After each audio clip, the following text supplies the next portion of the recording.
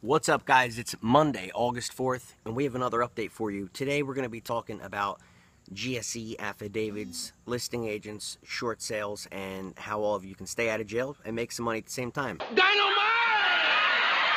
I have a lot of questions coming in, ridiculous amounts of questions, so I wanted to address this right now. And so if you're involved in real estate at all, and you probably want to listen to this, even if you're not actively working short sales. So there's a GSE affidavit going around.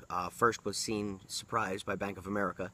And basically what it states is that the listing agent, the buyer's agent, all parties have no knowledge, as we've discussed, of any other contracts or higher offers that have not been presented and approved. We have that covered. It's not an issue. What they're talking about here, though, is knowledge of any other offers, higher offers. So it kind of takes a different twist on things since we've put out the course and, frankly, discussed how to approach this. So I wrote an email addressing this to a coaching student and a realtor that he's working with, who I actually think just called me. And basically, I wrote an email I want to share with you so you understand the foundation of how to approach this, and go over this here quickly in the next few minutes. It's the truth, guys. So, I mean, do you want the truth? You can't handle the truth! I mean, this is how to handle it. You may not like it, but this is what you have to do, in my opinion, okay? So, let me just read you the email. Let's start with that. I've taken a look at what you sent regarding the language that is represented and will now be in the GSE short sale affidavit and or approval letter, by the way. And GSE is the government-sponsored entity, enterprise, etc., which is basically Fannie Mae or Freddie Mac, just as a reminder for those of you who may not know. Specifically, the language, guys, that states, none of the signatories have knowledge of any offer to purchase the mortgaged premises for a higher purchase price than the purchase price contained in the certain real estate purchase contract referenced above that has not been presented to the lenders.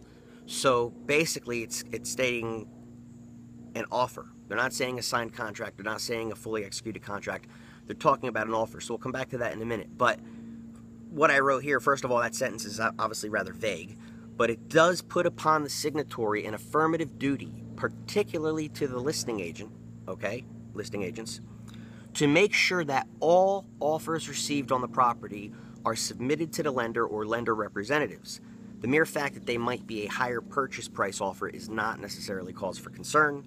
Is it a higher and better offer? Very key point right there, guys. The buyer's ability to close and pay as much or more.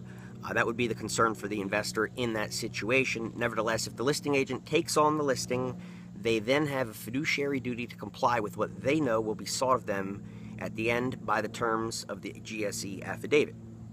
All right, so basically, in a nutshell, you have to do what it says. Surprise, right? We have to follow orders. Good thinking. One thing to keep in mind, you have to keep three things in mind, three very important points, and I'll recap this, and I think this should kind of make sense to you at the end. At the time that the investor buyer is putting the property under contract, okay, new listing, existing listing that you're getting involved in, doesn't matter, guys. At the time you're putting under contract and the owner of record of the mortgage premises is agreeing to the contract, there is obviously no way of knowing how many more higher subsequent offers may be received, nor is there any way of anticipating how the lender's representatives will respond to receiving all of these higher subsequent offers and what instructions they may give back to the listing agent, and see if the owner wants to go forward with the cooperation with the instructions of the servicer or lender, excuse me. So, I'll just roll right along and I'll come back. Number two, given that the great amount of unknowns are present, the only thing I can think of that can be done by an investor is to go ahead and record an affidavit or notice of contract on public record once they have a signed and accepted purchase and sales agreement by the owner of record who is in default, which should have been done anyway, as we teach in our process in Flip Free Profits. So if you're recording your notice of contract, memorandum in California, etc., it's not going to be an issue. But if you're not, start recording them. There's tip one. Finally, the purchase and sales agreement must be written to where, through an addendum, guys, I put a supplemental language and maybe special remarks, etc.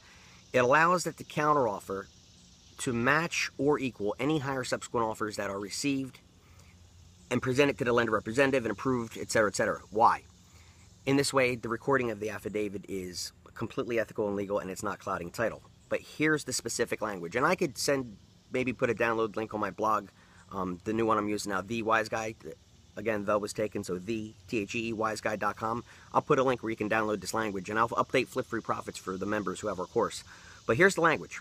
The buyer reserves the right and the seller agrees to grant the right to the buyer for the buyer to respond, equal or exceed any higher subsequent offer received from another disinterested third-party buyer that has received favorable approval from all of the lender representatives. Boom.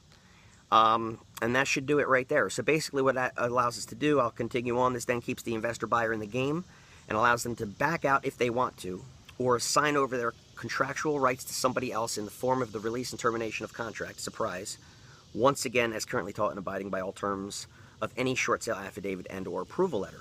That being said, I believe this should satisfy everyone. Let me see if I forgot anything, guys. That was the gist of the email, and there it is. I hope so.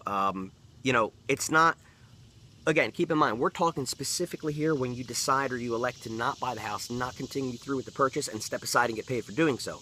Like we like to market ourselves as getting paid to not do something. I think I put that in my email one time. It was a great copy. It responded quite well. Subject was how to get paid for not doing deals. I should use that again. But anyway, that was really cool. So guys, this is cool, man. This is really good shit, and I hope you use it. Hey, look, you know, and that's one of the things I think I talked about on my last video. If you continue to do short sales in any way, shape, or form, you have to know this stuff. You may not like it. I don't like it. Nobody likes it. But guess what? You have to know it, all right? Because if you don't know it, you could very likely end up in jail or end up getting accused of fraud or do something wrong, or who knows, guys. And you only have one reputation. And, hey, Mateo, what's up? Hey, our mom's pissed at us. Hold on one second. I'm just making a video. Walks up. His mom's pissed at him, so... Anyway, I got to go deal with that situation. Guys, have a great day. Have a great week. TheWiseGuy.com. I have more stuff to go over, guys. I can't get into it right now. I have to go. I can't tell you. Why? First rule of Fight Club is you do not talk about Fight Club. No, for real, because I got to go. Go to TheWiseGuy.com. Stay posted. We'll be talking to you real soon. Have a great day. See ya. Why? What's up?